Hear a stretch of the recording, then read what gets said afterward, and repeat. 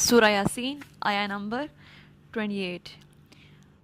اعوذ باللہ من الشیطان الرجیم وما انزلنا على قومه من بعده من جند من السماء من جند من السماء وما كنا منزلين. یہاں دیکھیں وما، یہاں پہ بڑی مد ہے. وہ کس طرح سے کہ میم زبر الف ما، یہ الف مدہ ہے، ٹھیک ہے. تو حروف مدہ کے بعد حمزہ الگ کلمے میں آ گیا انزلنا. دیکھیں یہ بار بار اس لیے بتایا جا رہا ہے تاکہ آپ یوز ٹو ہو جائے کہ ہم کیسے جانیں کہ ہم نے وما کی آواز لمبی کرنی ہے.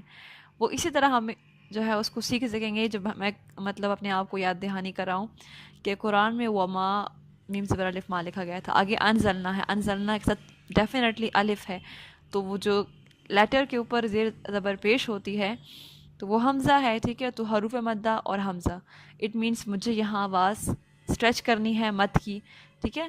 میں نے اس مد کو ڈراپ نہیں کرنا، یہ لحن میں آتا ہے، ٹھیک ہے. وما، اس کو 4 یا 5 حرکات لمبا کریں. پھر انزلنا، نون ساکن کے بعد زا ہے، یہ اخفا ہے، ٹھیک ہے، یعنی آواز آپ چھپا لیں. انزلنا، نون زبر الف نا، یہ الف مدہ ہے. علا، لام کے اوپر کھڑی زبر ہے، اس کو آپ 2 حرکات لمبا کریں، ٹھیک ہے. اور آپ یہ کس طرح کریں گے کہ اپنی 2 فنگرز آرام سے جس طرح وہ مطلب کھولے نا آپ، تو وہ اسی طرح آواز ہوگی، ٹھیک ہے. علا. پھر دیکھیے قومی ہی، قاف زبر سکن قو، یہ واؤلین ہے، ہا کے نیچے کھڑی زیر ہے، یہ یا مدہ ہے، ٹھیک ہے. من بعدہ، اب یہ ایک قاعدہ ہے، اس کو ہم بولتے ہیں اقلاب کا قاعدہ، ٹھیک ہے. اس قاعدے کو تھوڑا سمجھ لیں. ویسے اس کی آواز سمپل ہم ادا تو اس طرح سے کرتے ہیں من بعدہ، لیکن یہ سمجھنا چاہیے کہ کیوں ہم نے میم پڑھا.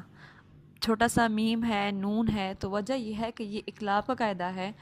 اور اقلاب کہتے ہیں قلب کو، یعنی جمع ہے قلب کی، ٹھیک ہے. قلب ہوتا ہے دل، ہرٹ، ٹھیک ہے.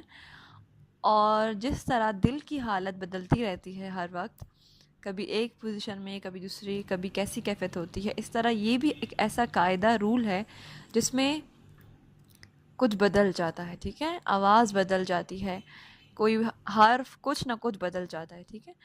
تو یہ اقلاب کا قاعدہ ہے. اب ایکچول میں جو ہے یہ ایک ٹرم تھی جو میں نے آپ کو سمجھائی کہ اس ورڈ کے اندر ہم گئے تھا کہ آپ اس لفظ کو سمجھ سکیں کہ اقلاب، ٹھیک ہے.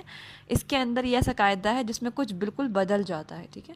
تو وہ کیا ہے کہ جب بھی قرآن مجید میں نون ساکن یا تنوین کے بعد با آ جائے، ٹھیک ہے. یہ یہاں غور سے دیکھیں، میم زیر نون ساکن آگے بعد ہی کا با، ٹھیک ہے. نون ساکن تنوین کے بعد با آ جائے تو نون ساکن اور تنوین کیا ہوتے ہیں؟ 2 زبر.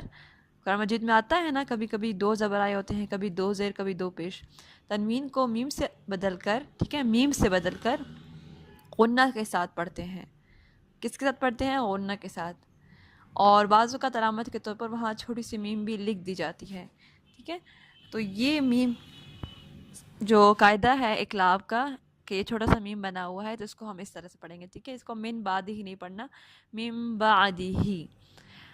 اور یہ بہت سی جگہوں میں استعمال ہوتا ہے، جیسے قرآن میں ایک جگہ آتا ہے کہ من بخل انبئونی بذنبہم کرام بررہ حل بہذا امدا بعیدا سمیع بصیر، ٹھیک ہے. پھر آگے دیکھیں کہ من جند من السماء، یہاں پہ نون ساکن ہے، نون ساکن کے بعد جیم ہے، تو یہ اخفا حقیقی ہے، ٹھیک ہے. میں جو پھر نون ساکن کے بعد دال ہے، یہ بھی اخفا ہے. دم من السماء، تنوین کے بعد میم مشدد ہے حروف یمنو میں سے. اب یہاں پہ ادغام بھی غنہ کا قاعدہ ہے، ٹھیک ہے. من السماء مد متصل ہے، ٹھیک ہے. پیچھے مد منفصل تھی، یہاں مد متصل ہے، کنیکٹڈ مد. اس کو 4 یا 5 حرکات لمبا کرے. وما، میم زبر الف ما، یہ الف مدہ ہے، 2 حرکات لمبا کرے، ٹھیک ہے. کننا غنہ ہے اور الف مدہ بھی ہے. منزلین اخفا ہے، وہ کیسے؟ نون ساکن کے بعد زا ہے، ٹھیک ہے. تو یہاں ہم اخفا حقیقی کر رہے ہیں. وآخر دعوانا ان الحمد للہ رب العالمین.